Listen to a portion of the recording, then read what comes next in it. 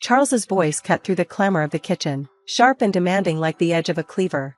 "Cynthia, bring me some tea now." I paused, my hands still submerged in soapy water. "Wait, I'm doing the dishes." His tone thickened with disbelief and impatience. "Stop that and bring me the tea quickly. Can't you follow simple orders?" Before I could reply, he interrupted. "What a useless wife you are." His words stung, but the next command came from Kelly, my mother-in-law, lounging in the living room with a slice of cake she'd pilfered from the fridge. "Make me some sweet coffee, please." Her eyes twinkled with mischievous delight, but it only deepened my frustration. I sighed, my gaze falling on the towering stack of dirty dishes. There were too many, but Kelly's demand left me no room to protest. "Leave them for later," she said dismissively, "just do what we say." Useless wife. Charles's words echoed in my mind, each one a lash against my spirit.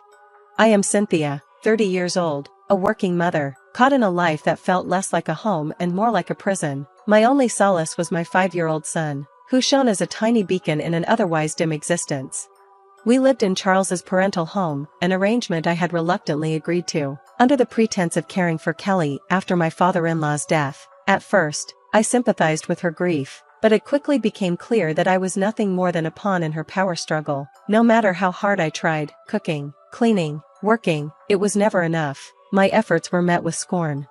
"These sautéed vegetables and shrimp are so half-hearted," Kelly would sneer. "Cook it properly, from scratch." "I'm busy and can only make simple things," I'd explain, struggling to keep my composure. "That's why I hate back talk from a daughter-in-law," she'd snap. "Cook from scratch."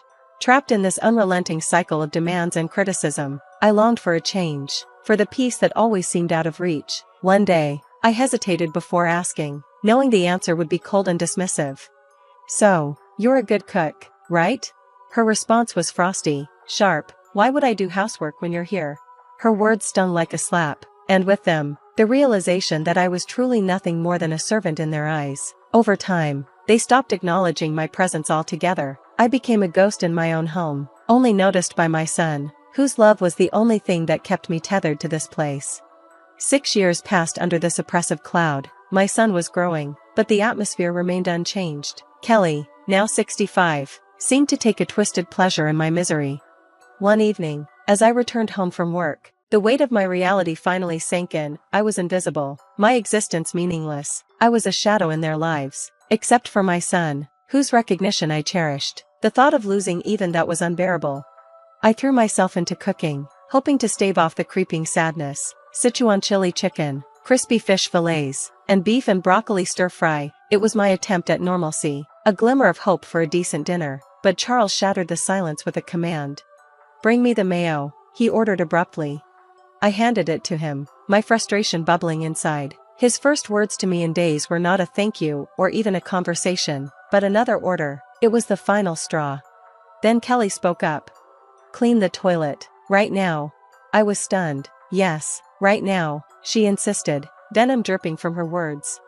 Unable to contain my frustration any longer, I protested. "Don't say such things while we're eating. It's disgusting, just like your heart." Her eyes narrowed, and the argument escalated quickly. Charles intervened, demanding an apology, but this time, I stood my ground. For the first time in years, I confronted them, and the conflict reached its boiling point. I knew, then, that I had to make a change, for my son and for my own well-being. That night, I retreated to my room, filled out divorce papers, and presented them to Charles. His face registered shock, but within me surged a quiet determination.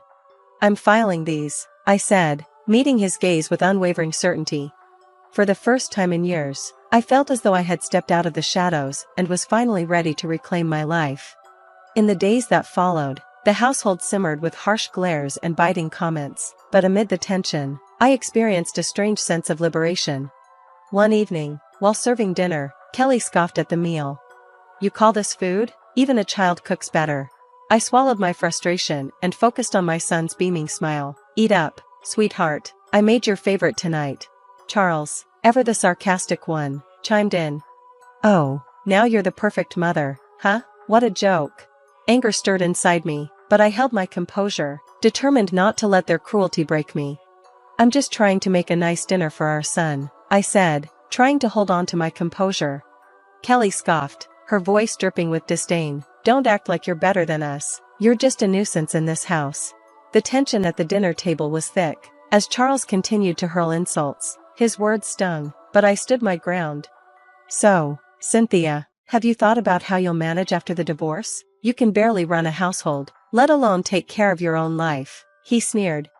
I looked him in the eye, unshaken. I've been supporting this family for years. I'm not worried about taking care of myself or our son. For a brief moment, his smirk faltered, and I saw a flicker of unease pass across his face. Before he could respond, Kelly interjected. Don't be ridiculous, she said sharply. You rely on us more than we rely on you. The conversation shifted, and for the first time, we ventured into the one topic they usually avoided, finances. You know, I said calmly, but firmly, without my paycheck, this household would be struggling. I'm done relying on you. I'm ready to start fresh and take care of what matters, our son. Kelly's dismissive laugh echoed in the room. We'll manage. We don't need your charity. But Charles remained silent, his discomfort palpable. His lack of response spoke louder than anything he could have said. Deep down, he knew I was right. The days that followed were filled with mounting tension. Kelly bounced between pretending to plead with me to stay and throwing insults when I held firm. Charles, however, retreated into himself, his usual arrogance crumbling under the weight of the reality he was financially dependent on me, and that was something he couldn't ignore. Then, one afternoon, I overheard a conversation between them that froze my blood. Leaving her is not an option, Charles hissed, his voice low and tight. We rely on her money. Kelly's response was chillingly cold and calculated. Don't worry, I have a plan. We'll make her life so miserable that she won't even think about leaving. The realization hit me like a slap in the face. They didn't care about me or our son. To them, we were nothing more than pawns in their game of control and financial manipulation. That night, as I lay in bed, the weight of the situation settled heavily on me. A plan was beginning to form in my mind, a plan to fight back. If they wanted a battle, I would give them one. But this battle wouldn't be fought with words. I would hit them where it would hurt the most, their pride and their finances. The next morning, I took my first steps toward reclaiming my life. I set my plan into motion by reaching out to a sharp, no-nonsense lawyer. I want a divorce, I told her firmly, and I want to make sure they don't get more than they deserve. She nodded, her expression resolute. We'll make sure of that. You've been the primary provider, right? We'll use that. With each passing day, my resolve grew stronger. I started documenting everything, the insults, the financial manipulation, and even the smallest grievances. It was time to make them accountable, to show them that their actions would have consequences. I was no longer just trying to survive. I was fighting back. This was about reclaiming my life and securing a better future for my son. As I collected the evidence, a newfound strength began to rise within me. For the first time in years, I felt in control of my own life. The cloud of disrespect that had hung over me for so long was starting to lift, replaced by the promise of a fresh start. But as the divorce proceedings began, the tension at home only escalated. Despite that, I no longer feared their tactics. Each day, my determination solidified, and the doubts that once clouded my mind began to fade away. One evening, Kelly tried a different approach. Her voice oozed with false sweetness. Cynthia, dear, why don't we forget all this unpleasantness? You know we're family. I met her gaze, unwavering. Family doesn't treat each other the way you've treated me. Charles, who had been quiet until then, scoffed dismissively. Oh, now you're the victim. You're not as innocent as you pretend. Despite the rising anger inside me, I kept my voice steady. I'm not pretending anything, Charles. I simply refuse to be your punching bag any longer. I knew the conversation would eventually turn to money, and sure enough, it did. You think you can just take our son and leave? How will you support him? Charles sneered. I answered with calm confidence. I've been supporting this family for years. I'll manage. Kelly sneered, her words dripping with contempt. You're nothing without us. You'll come crawling back, begging to return. Their words no longer had power over me. I had come to understand my worth, and I knew the truth of our situation. The following day, I met with my lawyer again, and she laid out our strategy with precision. We'll highlight their financial dependence on you, she said. That'll be key in the custody battle and asset division. I nodded, feeling a sense of validation and support. The legal system was on my side, and I was fully prepared to assert my rights. At home, tensions reached new heights. Kelly's attempts to belittle and intimidate me became more desperate. One evening, her voice was laced with venom. "You think you're clever?" Standing tall, I didn't flinch. I had already seen their true colors, and I was ready to move on. Armed with evidence, legal support, and a renewed sense of self-worth, I faced Kelly's accusing glare. She spat, "But you're just abandoning your family." I looked her in the eye, my resolve unshaken. "No, I'm finally standing up for myself." Charles, his voice seething with anger, chimed in. "You'll regret this. You can't survive without me." But his threats were hollow now. They no longer had power over me. I had moved beyond fear. As the court date drew closer, I prepared for the legal battle ahead. I organized financial records, documented their spiteful comments, and compiled evidence of their neglect. One quiet afternoon, as I sorted through my papers, my son came to me, his voice filled with uncertainty. "Mom, are we going to be okay?" I pulled him into a tight, protective embrace. "Yes, sweetheart, we're going to be just fine. We're leaving this place and starting a new, happy life, just you and me." His arms tightened around me, and in that moment, I knew with complete certainty that I was doing the right thing. I wasn't just fighting for myself, I was fighting for my son's future. The day of the court hearing finally arrived, bringing with it a mix of dread and anticipation. I was ready to face Charles and Kelly, to finally break free from their control and manipulation, determined to reclaim my life. I was committed to securing the peace and happiness my son deserved. This day was about justice, and I was resolute in seeing it through. Sitting across from Charles and Kelly in the courtroom, a surreal mix of emotions washed over me. This was the moment of change, the end of their reign. As the proceedings began, Charles's lawyer painted him as a devoted husband and father, falsely accused, while Kelly cast herself as a grieving mother-in-law, wronged by an ungrateful daughter-in-law. But I was ready, armed with evidence and a newfound resolve. I was prepared to expose the truth and move forward. Their performances were transparent, their lies blatant. When it was my turn to speak, I did so with clarity and composure. For years, I've been the sole breadwinner in this family, while my husband's unemployment and his mother's manipulation have only worsened our struggles. Charles interrupted, feigning hurt. "Cynthia, how can you say such things?"